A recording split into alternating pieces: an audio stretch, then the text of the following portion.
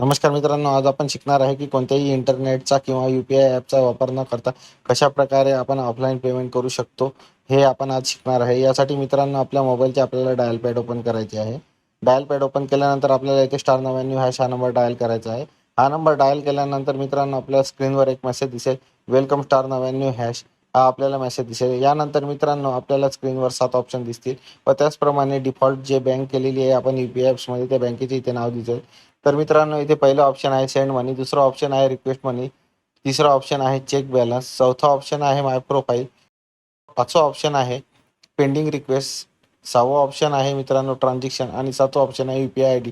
त्यानंतर मित्रांनो आपण या 7 ऑप्शनपैकी सेंड मनी हे ऑप्शन निवडणार आहे, त्यासाठी आपण एक टाईप केलेला आहे।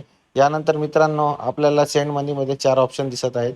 त्याच्यामध्ये mobile number, UPI ID, save beneficiary, IFSC code आणि अकाउंट नंबर असे 4 ऑप्शन दिसत आहेत। त्याच्यापैकी आपण मित्रांनो UPI ID हे ऑप्शन सिलेक्ट करणार आहे। त्यासाठी मित्रांनो आपण 3 टाईप करणार आहे। 3 टाईप केल्यानंतर मित्रांनो आपल्याला येथे बेनिफिशियरीचा UPI ID येथे आपल्याला एंटर करायचा आहे। UPI ID बेनिफिशियरीचा टाईप केल्यानंतर मित्रांनो आपल्याला स्क्रीनवर बेनिफिशियरीचे नाव दिसत आहे आणि आपल्याला जी बेनिफिशियरीला रक्कम पाठवायची आहे ती रक्कम आपल्याला येथे टाईप करायची आहे। मित्रांनो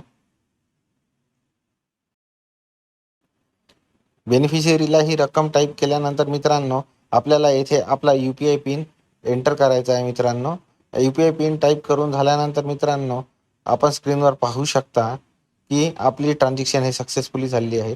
कोणत्याही ॲपचा वापर न करता कशा प्रकारे आपण UPI पेमेंट सक्सेसफुली करू शकतो हे दिसत आहे। मित्रांनो व्हिडिओ आवडल्यास लाईक, शेअर आणि सबस्क्राईब करा।